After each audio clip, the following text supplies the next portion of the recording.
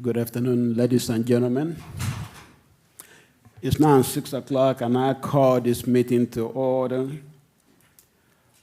Before we start, I will ask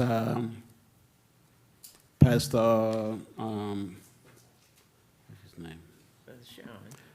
Pastor Sean Taylor, to give us an opening prayer. Let us pray. Dear Lord, we thank you tonight for our gathering. We ask you to continue to lead and guide us, strengthen us, God. Bless our leaders, bless our council as they continue to decide and make decisions for our city. Bless our citizens. Bless all them that's watching in attendance. This we ask in your name. We say amen. Amen. Amen. Thank you, Pastor. The mayor is not here today because he's under the weather. And also, Councilman Hannah will be coming through the Zoom. The first item in the agenda is consideration of April 7, 2026 City Council minutes. Mayor, Council, may we adopt the minutes as printed? Second. All those in favor say aye. Aye. All opposed say no. The ayes have it. Back to item number 1. All right. We have 3 appearances tonight. Miss West Columbia Maria Felder embraced the Unexpected Community Service Initiative. Miss Paula Patton, City Garden Initiative, and then Mr. Alec Aldred, the Player League. He'll be coming through the Zoom himself. So the first person is Miss Columbia Maria Felder. Is she here?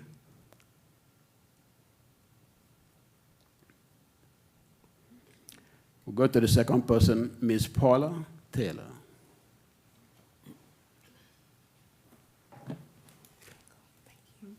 Good afternoon. How are you all doing today?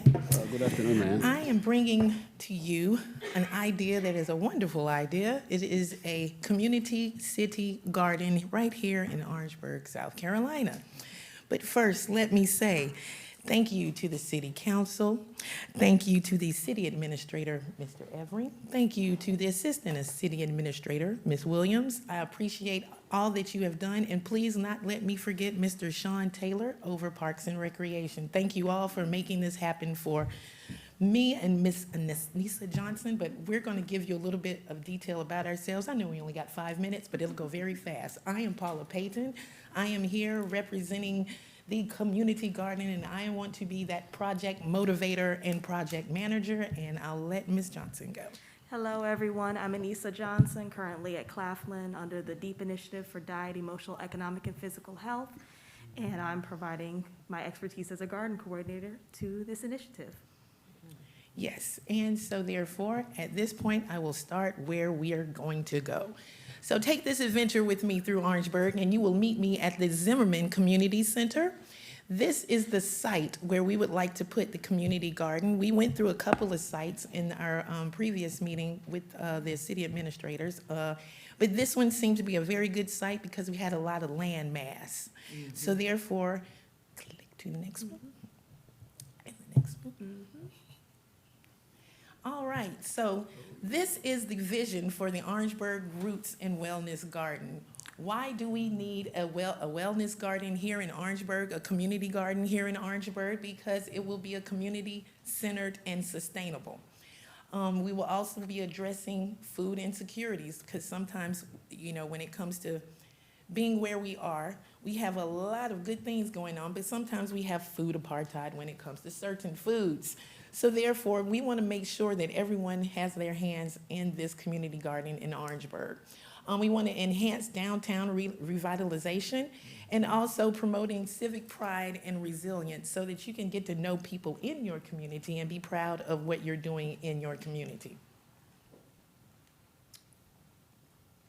All right, so why does Orangeburg need a community garden? One thing is, like I just said, we'd be addressing food access. and it'll provide fresh and affordable vegetables, fruit, because we want to start off with veggies and fruit, but we'll get to that. We'll be supporting downtown revitalization and also encouraging wellness and engagement within the community, giving things like educational classes. We can teach gardening, but that'll go on within this presentation. All right, so we have already done some of the short-term goals. We had to find some places where we were going to put the site. And how would we do it? We would have raised garden beds. We would install rainwater barrels and compost bins. Our volunteer and our partnership building, we've already recruited some volunteers. We also have Friends of the Earth. I'm just giving you some examples of who's already come into the project. Also, the 1890 Research and Extension, they've already put theirselves in it with the dean of the 1890 building, so that was a great thing yesterday. Also, the Clemson Extension, but that's so many more people who we have gotten into this project, and it's going to be something that we can't wait to work on. We're ready to get our hands in the dirt. And I also said that we'd have sustainable community impact. So therefore, this is the garden design. So what we would like to do and what we would need help with the city is the garden beds.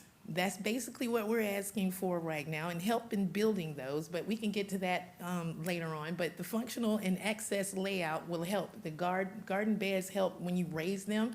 It helps to kind of improve the soil quality. Also, it has sustainable features, and once again, it has elements of education in there for the community. Click.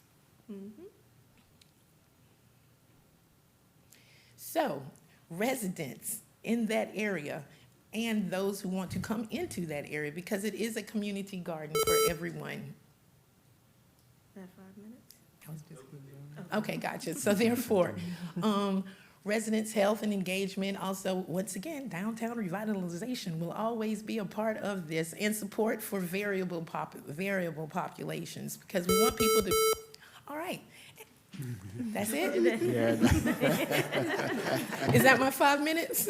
yeah. Gotcha. Well, thank you very much. Thank you. Thank you very But much. you have the presentation there, but we do need a community garden. I saw it was on 427, so I'm just going to say one more thing. Approved. Thank you. Thank you all for the presentation. All right, thank you very much. We need the garden. Anything, May I ask a question? go ahead. So Councilwoman. in terms of the ask from the city, can you explain more about what it is that you need from the city in order to get this started? And I don't know if Sydney or the attorney can weigh in terms of what we might need to do, if anything, to allow them to have the garden at the Zimmerman Center, which is my district, by the way, and I'm in full support of this. But yes, can you tell us a little bit more about what you might need from the city to make this happen? We would need help with the raised beds. And I think it was the soil? Yes. And the soil. The soil, and for that point, I'm going to have Ms. Johnson come up and address the rest of it, because she is hands on the ground. Okay. Hi again, council. So we would like to, okay, obviously, we don't know necessarily what's been going on in the base layer of earth that currently is there. And we don't want to accidentally bring something that might be there into the food that we are providing to the community. So by bringing in local organic soil and in raised beds, we're able to remove ourselves from potential exposure. We're also going to get the soil tested with the Clemson extension just to make sure everything's peachy keen. But we would like to be able to raise it up enough so that we can put stuff like sweet potatoes, carrots, cabbage, things that we all love and appreciate that are also nutritionally dense and able to support the community. Does that answer your question, Councilman? It does. So in terms of needs from the city, if I'm hearing you correctly, you need soil and you need the beds. Yes. Okay. And do you have a cost associated with that? Well, it's scalable, like for example, our current look at the cost of soil for one of the beds is about $200, but obviously that continues to be there for several years, so it's not like it has to be replaced. I don't know what our current costs are for the wood that we're gonna use to build it, but that as well, and then we can scale it even larger. I mean, if we wanna put fruit trees in, I saw prices for about $40 or $50, and that tree can last for 30 to 100 years, depending on what type of fruit tree we put in. So it just depends on what the community wants. And you have an idea in terms of location around the Zimmerman Center? Yes, that was in our presentation, Okay. but we can talk about that later, because obviously we didn't get to that Right, part of I the slide. understand. Yeah. All right, thank you. Any more questions? Are you accepting any more volunteers? Of course, this Okay. isn't just a two-woman job. It's the community. Like, we know we have input from state by way of the Yeah. extension, and of course, we have interest from Claflin, but we would Of love our course. community members that are here permanently to be Yes. interested, because when Okay. it's time to harvest, in the summer and the fall, who will be here? You all. All right. Good. Thank you. And I think it's a great idea. It will help a lot of people in the community to have a garden like you're presenting here. So I think it's really need to be done. Yes. I think one more question from Councilman Harkin. Would you be selling this stuff to the community, or is this like donated, or how does that work? You produce? In the beginning, I would want to just, have it. We don't want to start selling, we don't want to start selling. Yeah, We just want people to come enjoy the garden. This Okay. is not for profit in any capacity. Any money that comes into the garden will go back into the garden. This is not to support anyone's salaries. If anything, would support buying new seeds if we need to, and any equipment that we might need. All can right. you forward the email of that PowerPoint? I know I want it, I don't know if the rest of the council wants it Yeah. just to look at. And could you also come up with a build list of what materials you need Of course, yes. and email that to us also? Can I All right. reach out and see if we might have some volunteers interested in that? All right, thank you. We have our first candidate that just came in. Ms. Mayor Pro Tem, Councilman Councilman Hannah. Hannah had a question. Hannah. Yes, sir. I'm on Zoom, and thank you. I've had my hand up through several conversations. But this is an excellent idea. I see that they've done some groundwork. I was concerned, it started out, but you didn't finish it. The acreage you need for this project, land space. It's about a half acre for the space that we're looking at. Can you come? So in the Thank you. back space of the Zimmerman Center, we were initially looking at only about a half acre space, but as previously stated, it is scalable. We were informed that that former baseball field is not actively being used. If we wanted to expand into there, we're more than willing to, but for our current goals for at least this year, just that half acre. All right, Thank you, then. Thank you. thank you very much. All right, Ms. West? I had a question directed to Sydney or the Attorney. attorney in terms of any issues that we might need to be aware of if this were to move forward. Yes, Councilwoman Grievous, we're not aware of any issues. We just want to obviously make sure that we have adequate insurance coverage for the property, which we do, and that's about all I can think of. Okay. Okay, That's it. thank you. I just have one question. Is there a start date that you're looking at to? Once you let me know that we have been approved, 2 days after. Oh, okay. Okay. All right, thank you. I think we'll take that under advisement and then discuss that with our city manager. All right, thank you. Ms. Felder, Maria Felder, welcome to Orangeburg. Sorry I'm late. Okay, hi everyone. My name is Mariah Felder, and today I am going to talk about my community service initiative, which is Embrace the Unexpected. But before we begin, I was wondering, has anyone ever known someone or has been affected with cancer in any type of way? And you can like raise your hand or anything like that. I guess everybody. Okay, so that's what I'm talking about briefly today. So I'm gonna try to make it short and sweet. Life has a way of changing in a single moment. One phone call, one doctor's appointment, one diagnosis can shift everything we thought we knew. In 2019, my family experienced that kind of life-changing moment when my father was diagnosed with a non-Hodgkin's lymphoma cancer. Fear entered the room immediately. Questions filled our minds. We did not know what the future would hold, but we knew we had to face it together. Cancer does not only affect the person diagnosed, it touches entire families, friendships, and communities. It tests strength, patience, faith, and emotional endurance. Yet, even in the darkest moments, there will still be hope.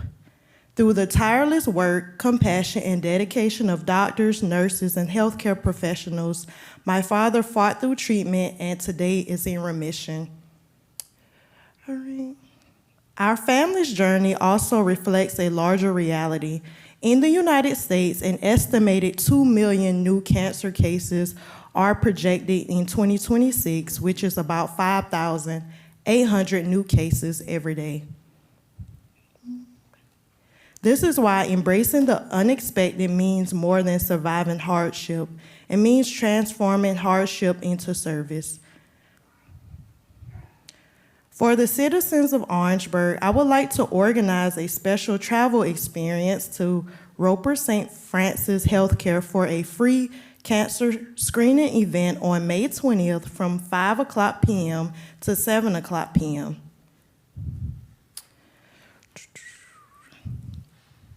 The total fee for the trip would be $20 per person, making it a low cost and accessible opportunities for many families. And also, I want to add, while we're traveling, we will also visit the mall and Starbucks. I don't know if you guys love Starbucks, but I'm a Starbucks girly. Okay, so more than transportation, this will be a journey of empowerment, showing people that caring for their health can also be meaningful, supportive, and connected to community. That's it. Any questions for me? Any question for Ms. Felder? Are you going to the healthcare? Oh, yes, I will be going out there myself, to get screening for myself, because cancer actually runs in my family. Okay. Are you still in school? Yes, sir. What are you studying? Speech pathology and audiology. Okay. I was thinking that you're going to the healthcare field. Oh, yes, I love healthcare. I treat cancer every day, patients there. Thank you for your presentation. No I problem. had a question. We thank you for being with us and presenting this to us. No problem. Keep up the good work. Thank you. Yes. If somebody's interested in joining you, let them know how they could reach you, or a lot of people watch on Facebook Live, how they could reach out to you to sign up to go. Okay, so I can give my email out loud. It's Mariah, that's MARIAH .Felder, FELDER, HSHP@gmail.com. And also you can reach me on Facebook and get the ball rolling after that. Thank you. Thank you. No Are problem. you advertising in any other way for this trip? Well, the proceeds will go towards the American Heart Association for the Miss South Carolina organization. Right, but are you advertising for the trip in any other way? Yes, ma'am. I'm posting on social media, and also I had a county council meeting in Denmark, South Carolina yesterday, so they will be posting flyers on their website as well. Okay, thank you. No problem. Thank you. Thank you. All right. The next person is Mr. Alec Allred. Good evening, City Council. Just wanted to clarify first that everybody can hear me. Yes. Okay, great. So obviously I'm not Alec Allred. His sister went into labor today, so we had to make a quick audible. My name is James Boatwright. I am the Director of Management Services for the Players League. So I oversee the new team that we're launching there in Orangeburg, the Garden City River Ducks. So first off, thank you all for being a part of that. We really hope to see you out this summer, rooting on the River Ducks. We're super excited to be in Orangeburg. We think it's a great market. We've been operating collegiate summer baseball teams now for 10 years in North Carolina and in Maine. So we're very excited to start the Palmetto State League this year. And with one of the inaugural teams, the Garden City River Ducks, you guys are on the ground floor of that. So we're really excited to see what happens in Orangeburg. I'm coming to you today to kind of ask for permission for us to apply for a beer permit at Mermo Field to be able to sell beer at our games. Couple reasons, obviously, you know, for the long-term success for the franchise, the beer sales is a big part of that as far as financially. Two, the community aspect. This is something that we could offer the people of Orangeburg, that they wouldn't have to drive to Columbia to see, you know, a high-level baseball team and have a beer at a baseball field. But more importantly, with a beer permit, we actually have a lot more control. We've seen in the past with teams that don't have the ability to sell beer, that fans would go to their car, sneak a beer in, maybe even potentially go to their car and drink something harder. And it's much more difficult for the teams and the managers on site to be able to control that. Whereas if we have a beer permit, we can then not allow re-entry and be able to control kind of what comes in and out of the gates a lot more. So we found that it's actually a little bit more safe for us to be able to control consumption, to be able to be in charge of how much alcohol we are selling to an individual. We'd be able to kind of see that with our trained staff that's legally would be trained to be able to notice any kind of drunkenness or disorderly conduct or anything like that. We obviously would hire off-duty police officers, 1 or 2, to be able to control that as well, to help the game day staff that is there. We do that in every city that we sell beer at, or potentially private security company if the staffing isn't there for police officers. So be happy to take any questions about the beer permit process and kind of what it looks like in other franchises that we do, or even the Players League or the Garden City River Ducks in general. Any comment or question? Yes, so the proceeds from the beer sales, if you were granted the permit to sell beer, where would those proceeds go? Yeah, so we are, the Orangeburg team is a for-profit business, so it would be for-profit for the franchise. The Players League or the River Ducks? The River Ducks, yeah. So all the proceeds collected at the ballpark is belong to the franchise. So, you know, in turn, that's just going to make the franchise more valuable for potential private owners, so that the Players League would not, you know, be in charge of running the team anymore. So all the proceeds and revenue generated from that would just go to the Garden City River Ducks. Do you have dates already? I'm sure. We do, yes. We have a schedule available on our website. We are starting baseball in the first week of June. First week of June. Councilman Hanna? Thank you, sir. Excellent idea, good chance to bring people into the city of Orangeburg and engage people and entertainment. How did you come up with the River Ducks? Yeah, so we hired a private firm that came up with the name. This private firm actually comes up with a lot of minor league names and graphics and logos. They're very popular. They're used among many minor league baseball teams that come up with names. We try to tie it into some aspect of the city. I unfortunately am not part of that team as far as the graphic design department, and I don't know the full backstory. But I do know that the league hires an outside firm, gives them some ideas as far as the community, and then they go from there. Glad to have you on board. Appreciate it. Councilwoman Knott, do you have any question? No, huh? All right. Thank you for the presentation. Of course. Do you have any? Yes, sir. We would prefer that you all go on record via a vote. The vote? And a motion and a vote to grant permission. Okay, if that's the case. You've heard a presentation by the Players League. Is there a motion to accept or deny?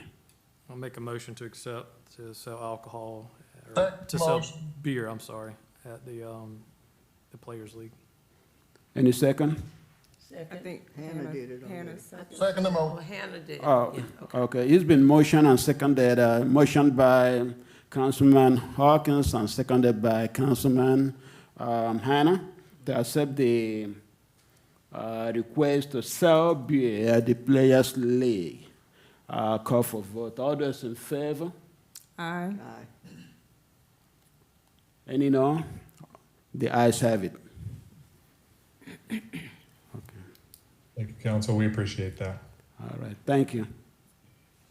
May 2nd and 3rd is coming up for our Festival of Roses, and I will ask Director Taylor to come and give us a presentation.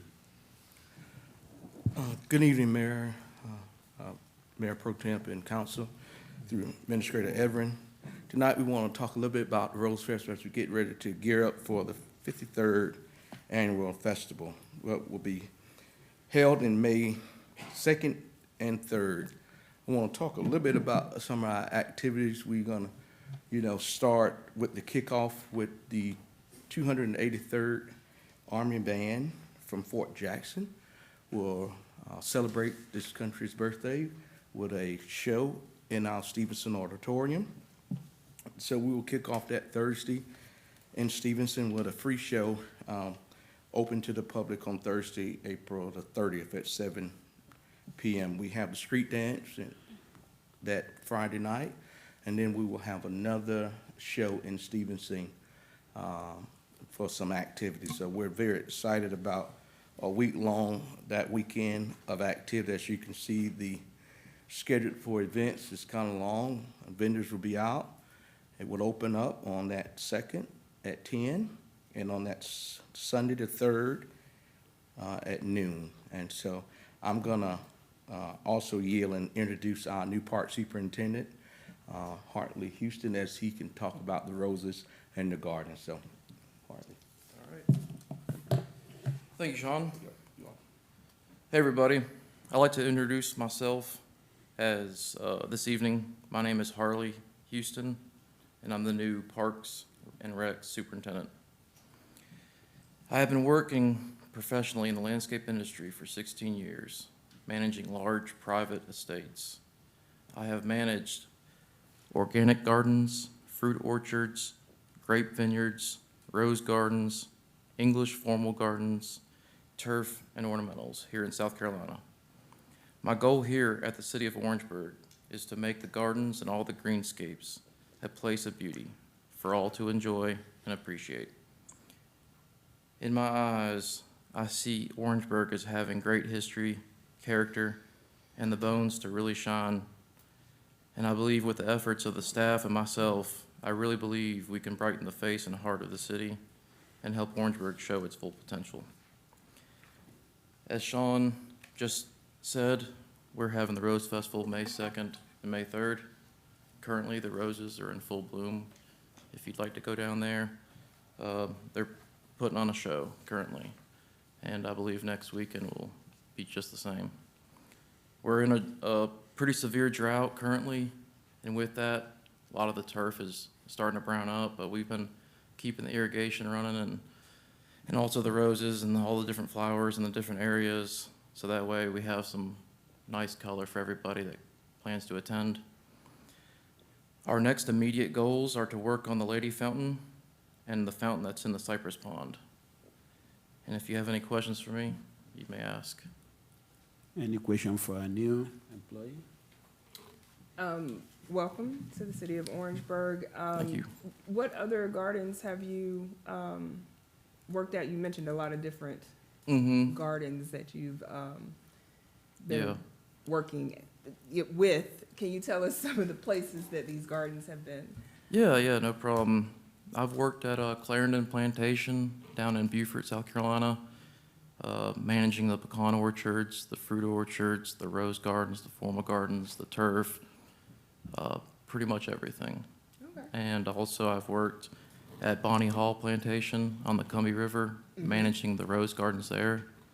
I also worked at Ho Bonnie Plantation as a contractor, putting in all the different camellia gardens, the sod, the rockscapes, the landscapes, and even all the duck impoundments with the heavy machinery, taking out trees and planting corn and sorghum. So a lot of different things, and done a lot of different managing as far as high-end rose gardens. So I feel like I'm up for the task here.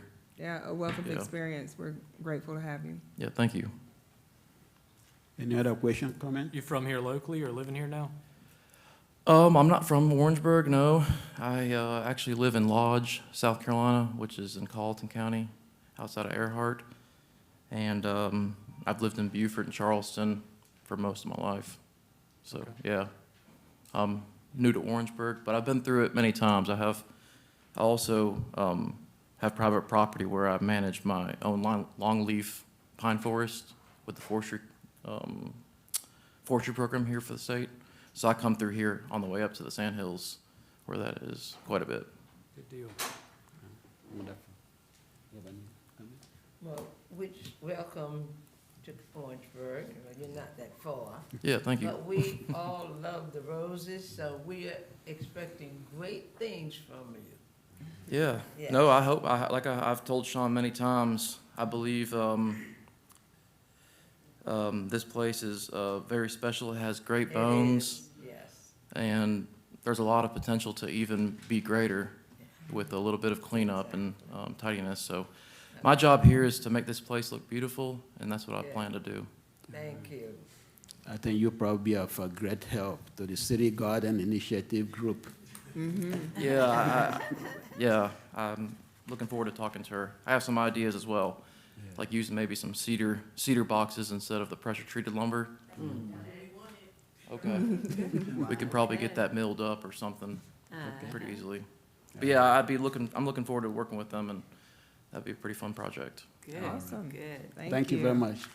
Just a Thank you. quick question for Sean. In terms of the band event, that is kind of part of the 250th celebration, is that posted on the SC 250 website by chance? I'm not sure if it is, but we do have it posted, and I'll check on that. Yeah, I website think to that make would be a great addition and possibly attract some other people from outside of Orangeburg as well.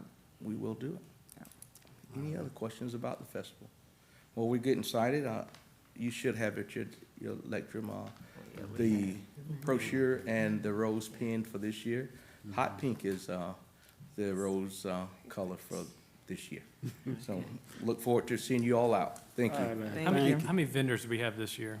We do not actually manage that, the chamber does, and so Okay. I'm not sure on the total number, as we're still accepting vendors for the Rose Festival. Okay, thank you. Thank you. It's always a lot. Yes, yes. All right. Now it's time for our old business.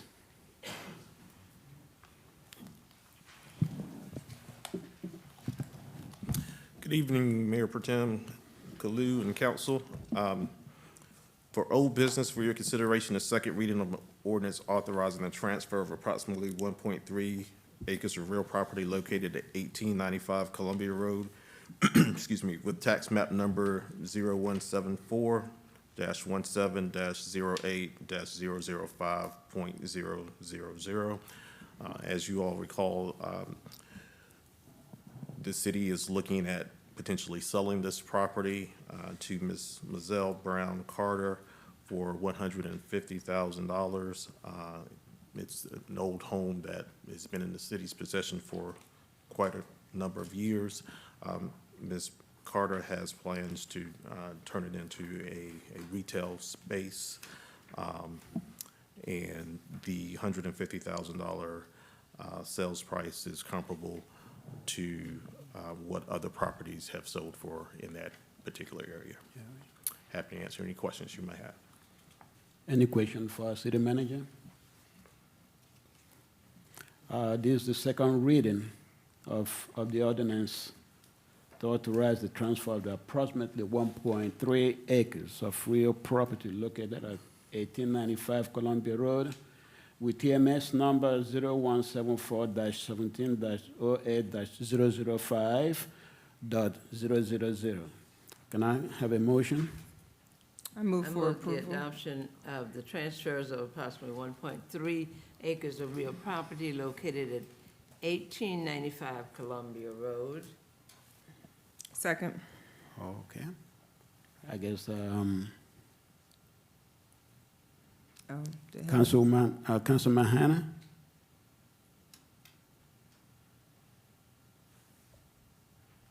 Yes, sir. Well, Were you making any comment? question, no, sir, I didn't make any comment. Okay. Okay, I call for the vote. All those in favor of accepting the second reading of the ordinance, could you raise your hand this time? Let me see. How many people? All right. The affirmative has it. The second reading passed. Okay. Thank you, Mayor Pro Tem. For the new business, first reading, Yes, sir. For new business, first reading of an ordinance amending, restating, striking, and replacing Section 30 of Chapter 5 of the City Code, smoking in public places. As you all may recall, at the meeting on March 17th, Reverend McCutcheon and some concerned citizens presented to you all a proposal that the Clean Air is Fair presentation to further make sure that our citizens have access to clean air and not affected by secondhand smoke. So the city attorney has prepped a draft ordinance for your consideration, and just want to highlight for you and the public some of the items in this ordinance. As indicated, it replaces the smoking section that's currently found in Chapter 5, Section 30. It adds electronic vaping devices. It prohibits smoking in all enclosed workplaces. It prohibits smoking in all city-owned, leased, or operated buildings, vehicles, and adjacent outdoor properties. Smoking is prohibited also in restaurants, bars, retail stores and offices, healthcare facilities and educational institutions, public transportation and related facilities. Are some restrictions. Smoking would be prohibited within 25 feet of building entrances, windows, and ventilation systems, outdoor dining and seating areas, public events, parks, playgrounds, or recreational areas, outdoor service lines and transit stops, and outdoor areas of city-controlled property. As far as enforcement and penalties, violations are classified as civil infractions and public nuisances. Penalties include up to $100 for a first offense, up to $200 for a second offense, and up to $500 for any subsequent offenses. Each violation constitutes a separate offense. So again, this is just a draft for your consideration. If you all have any recommended additions or deletions, we are obviously open to amend. any further discussion or question for the city manager?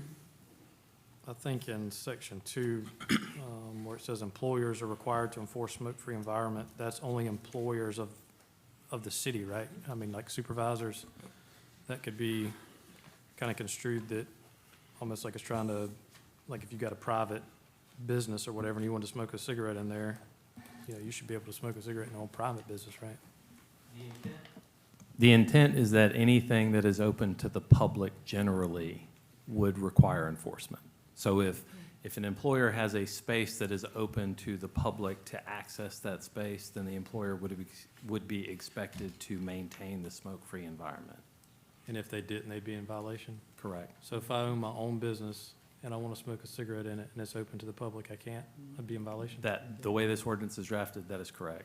And that, again, that would include things like restaurants. So if the public has public access to the space, even if it is a private establishment, it would prohibit smoking in the establishment and within 25 feet of the entrance, windows, et cetera. What, is there any, I guess you've looked at legal, there's nothing that infringes upon anybody's rights to enforce that? Generally, the idea is because it is open to the public, then the city has the ability to create health, safety, welfare regulations, just like zoning and other land use regulations. Okay, Correct.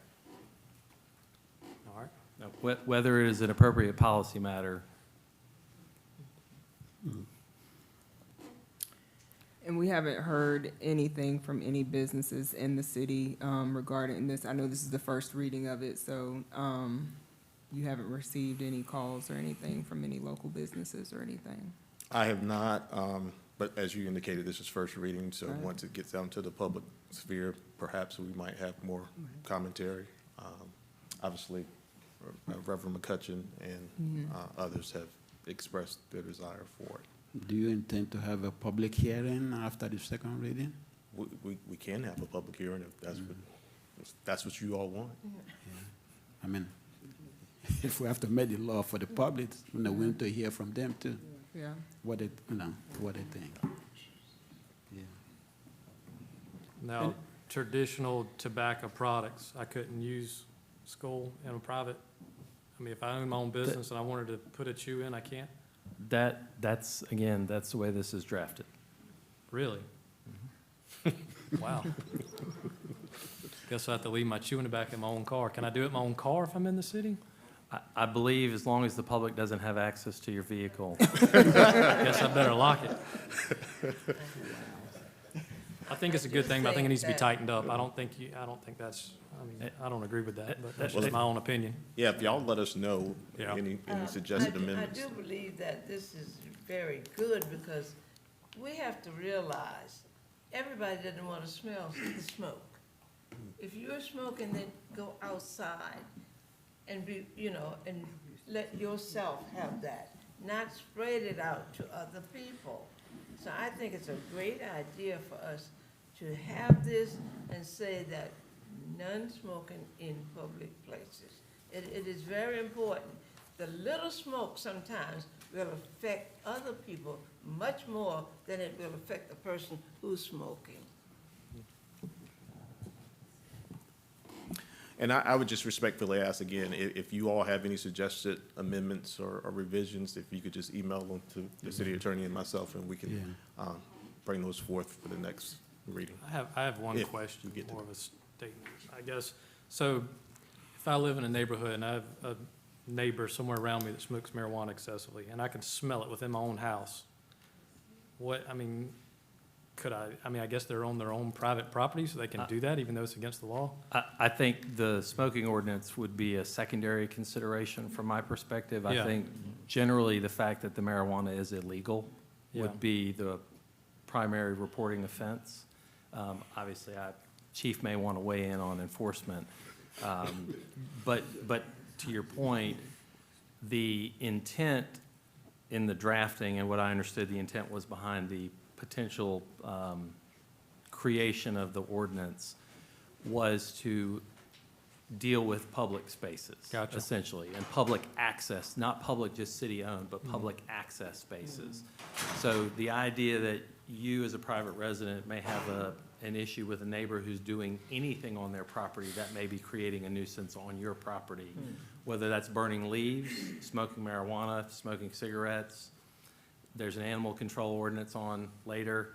Whatever it is that may be creating a public nuisance on someone else's property, I think would be more in the realm of the nuisance consideration rather than necessarily the individual smoking ordinance, if you will. And is this ordinance, this proposal, does this kind of mimic other municipalities in the area? It does.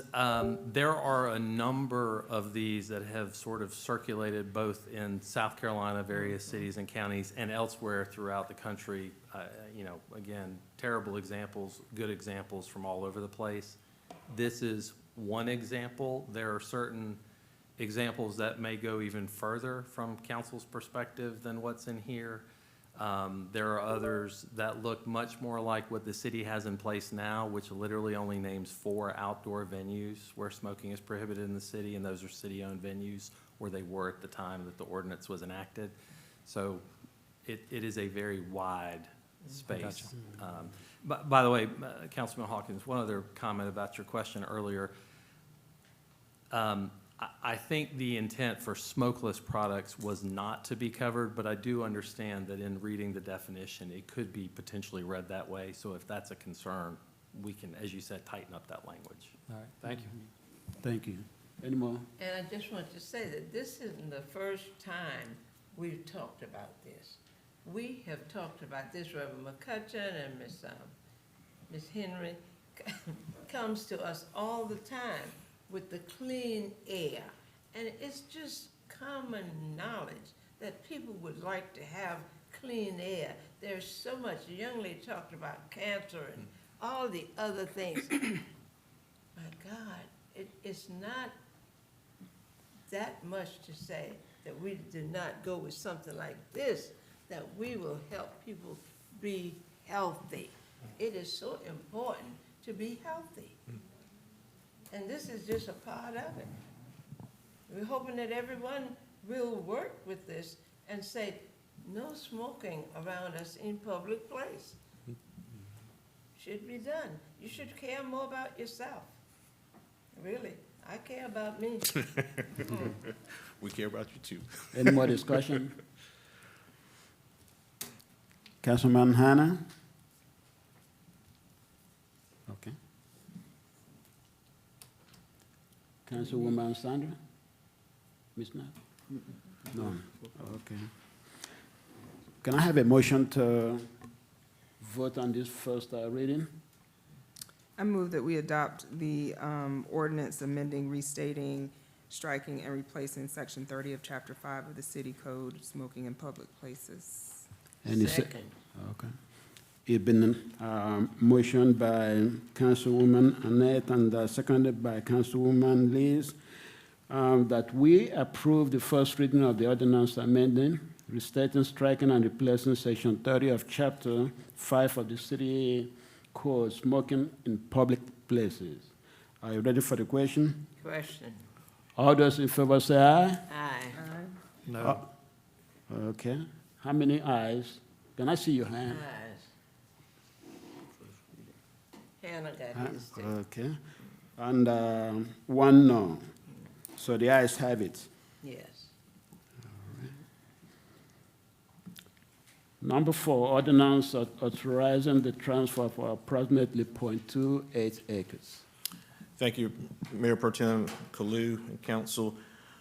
As indicated, the next item for your consideration is first reading of an ordinance authorizing the transfer of approximately 0.28 acres of real property with improvements, if any, located at 1125 Russell Street, tax map number 0173-13-34-013.000, and approximately 0.33 acres of real property with improvements, if any, located at or about 1067 Amelia Street, tax map number 0173-13-33-004.000. This is a part of a development proposal that the Hexagon Group has presented and for your consideration. The Hexagon Group, just by way of introduction to the public, is the group that is doing the apartments at the corner of Amelia and Summer Street. So they are also looking at doing additional developments, particularly in downtown Orangeburg. And they have approached us about acquiring some property that we currently own in order to do additional developments.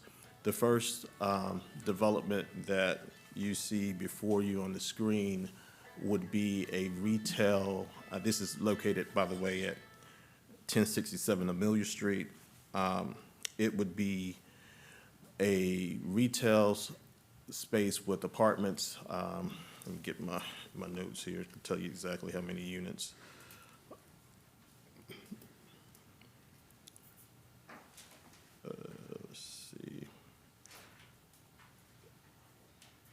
So we're looking at approximately 37 units of 1- and 2-bedroom apartments, 47,000 square feet total. Again, this is at the corner of 1067 Amelia Street.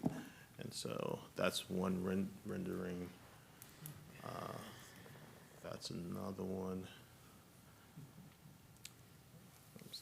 Mr. Evans, this is Amelia and Broughton Street, that corner? Yes. Wow, okay.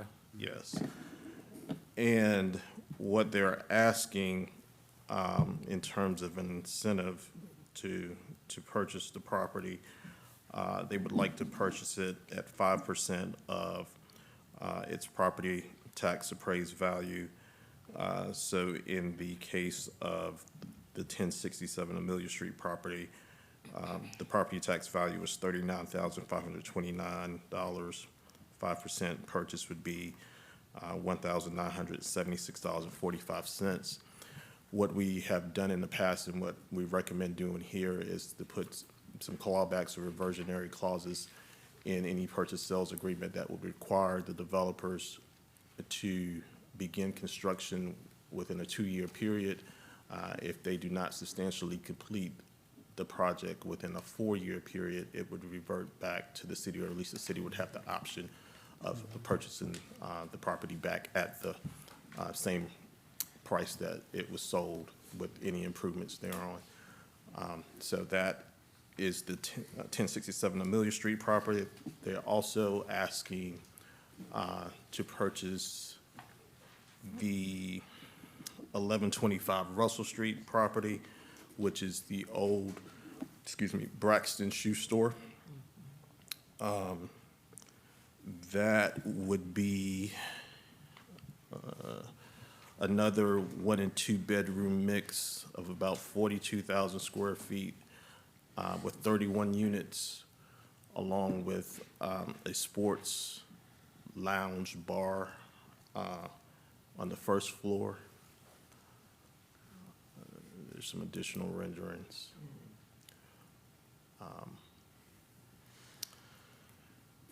Again, they're asking to purchase it at 5% of the current property tax value, which is $157,373, but at 5%, that would be $7,868. Again, the purchase and sales agreement would have clawback provisions that would require the developers to begin construction within a 2-year period and to substantially complete it within a 4-year period. Happy to answer any questions that you might have. Any questions or this Yeah. comments? I just had a question about Exhibit B, transfer of ownership and the price listed there Let me under A. get that. Give me just a second, please. The amounts included were the original tax values of the property rather than the 5% figure. That would need to be amended between first and second. Thank you. Oh, yeah, I see it there. Mhm. Any more? I'm quite impressed with the presentation that was done, given to us.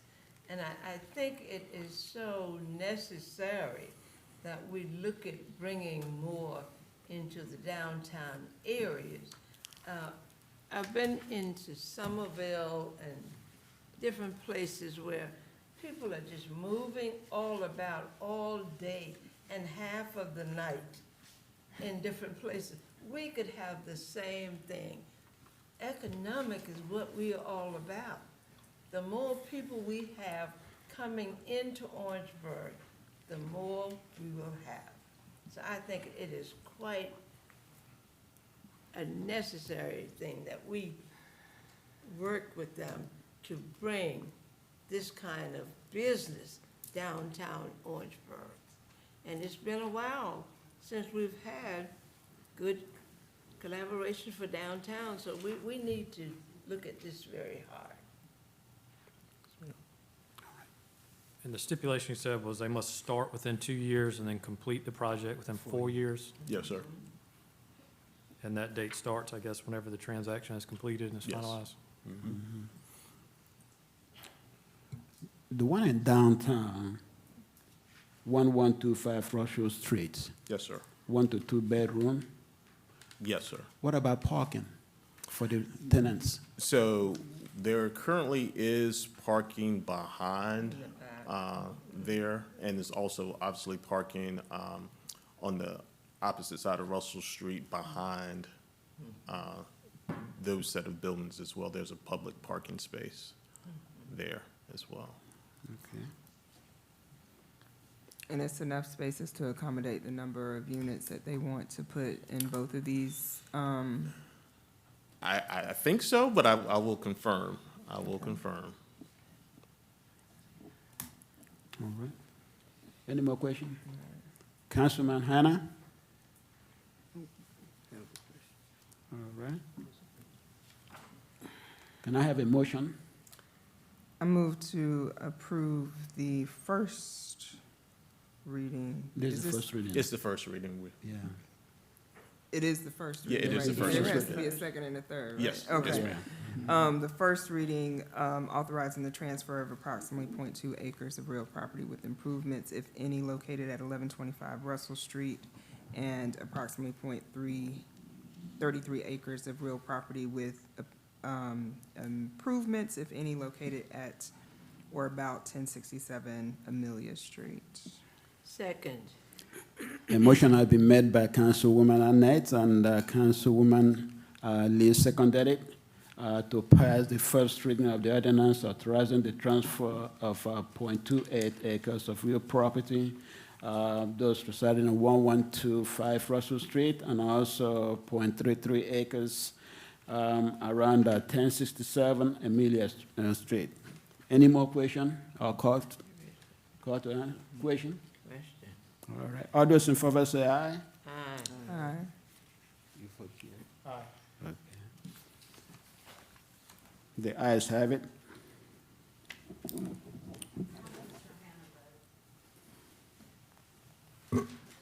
Councilman Hannah? He's muted. He's not there anymore. He didn't vote.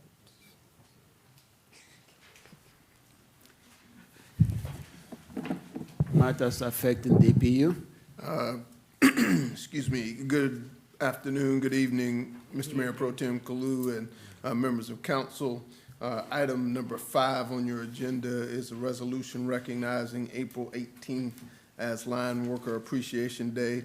Let me just say, every time the lights blink in Orangeburg County or the city of Orangeburg, every time there's a storm that disrupts our daily lives, every time a pole falls, nothing can happen unless the guys behind me on my left show up.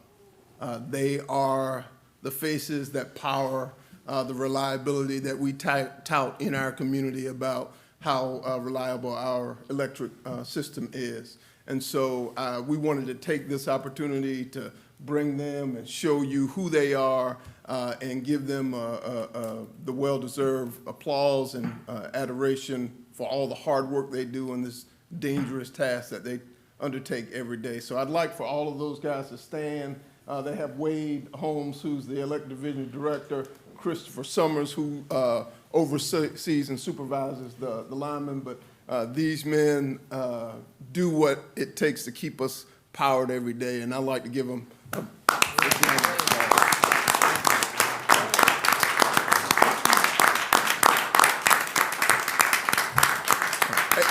If it wouldn't be too much, could I get them to get a picture with council? Guys. And we thank you. Thank you, We brother. really do thank you. Y'all got April 18th off, right? Did y'all get it off? Yeah, they did. They had it off. At least double time or Some of something? them did. Thank you so much. All right, let's balance it out. There you go. There we go. Get in there, Wade.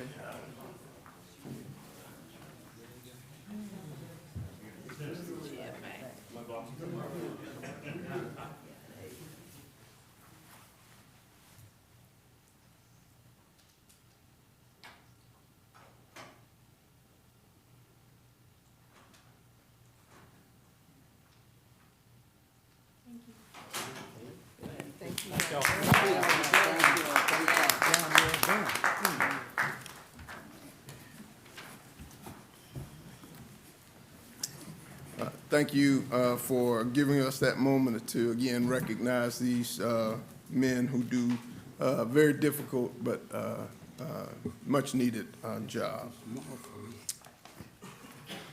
But did I see one lady?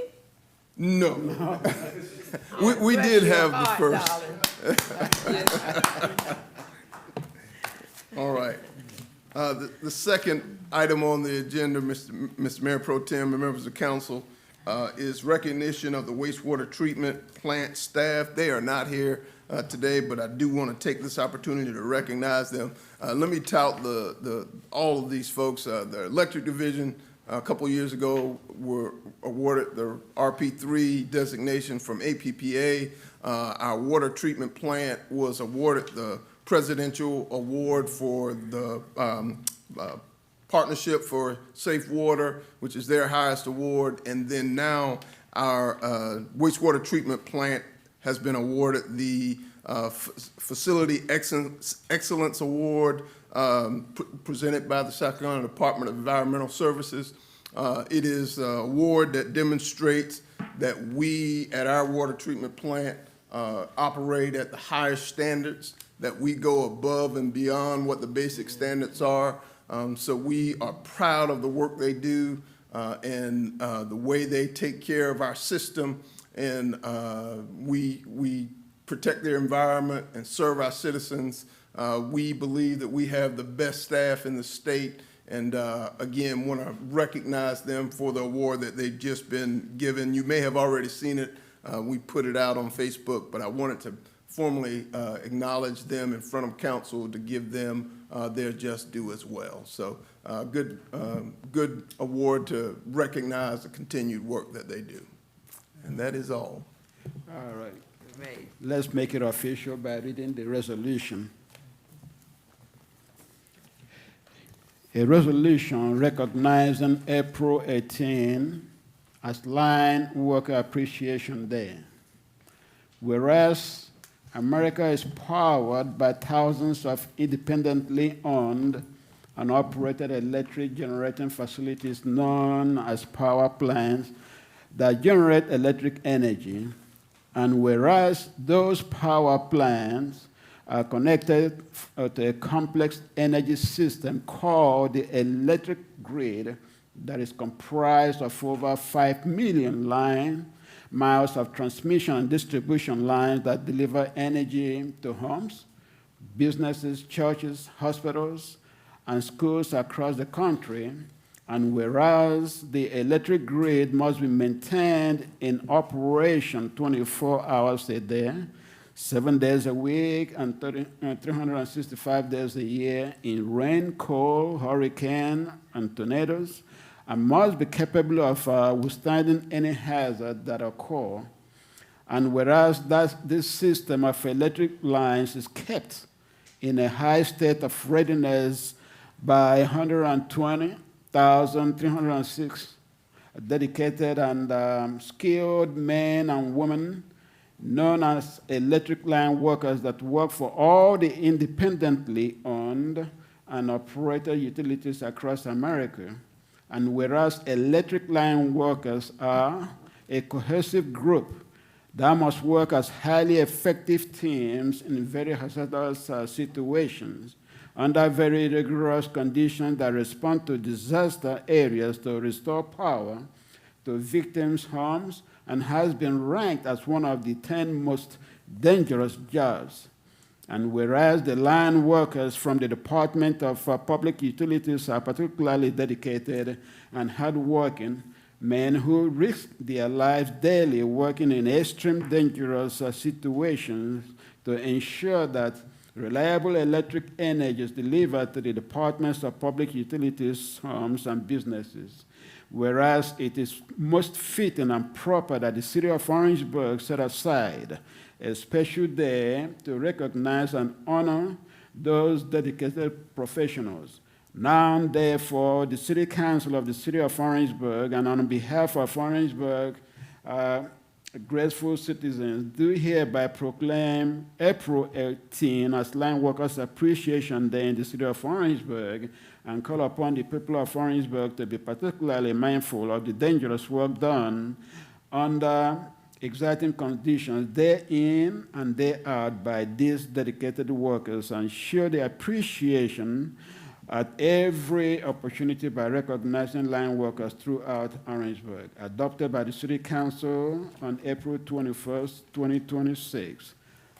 That will give us a hand.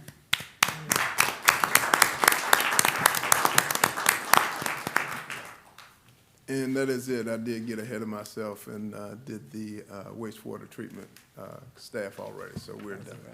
Amen. Yeah, they did Thank a you. wonderful job, great job. Yes, we are blessed. All right. We have, the next item is the executive session. And under the executive session, we have 3 items.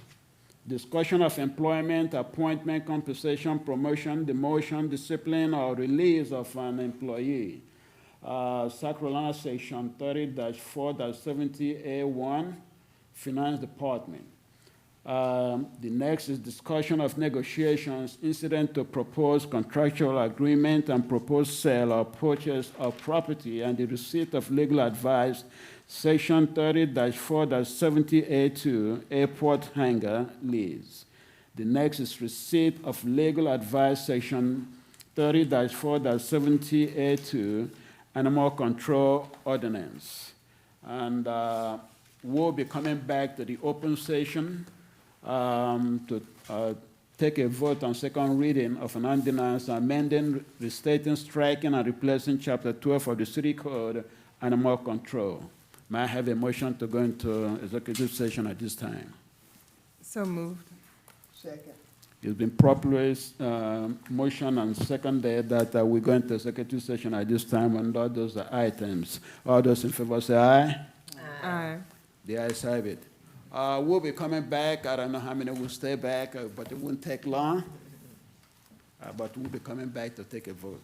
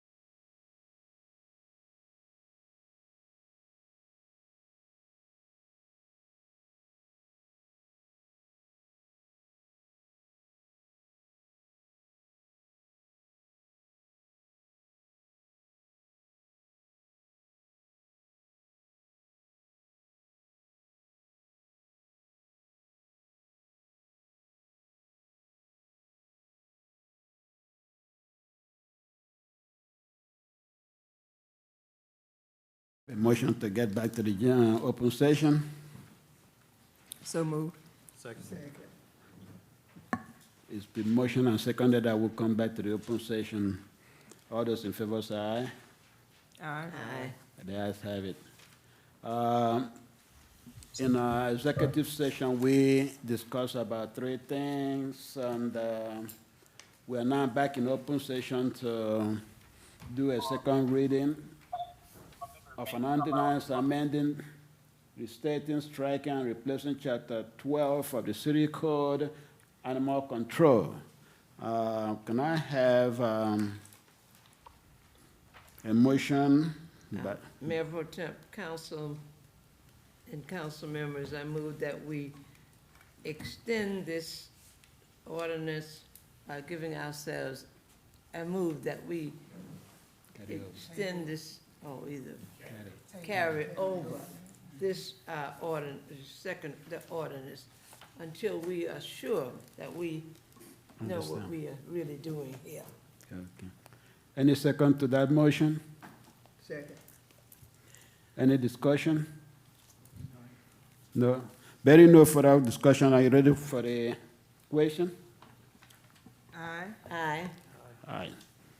All those in favor that we carry this over to the next meeting of the council, will you say aye? Aye. All those not in favor, will you say no? The ayes have it. So we'll carry this second reading to the next meeting and not, take a vote yes. Make a motion to adjourn? Second, any second to the motion to Second. adjourn? It's the motion and the seconded that we adjourn at this time. All those in favor say aye. Aye. Aye. The ayes have it.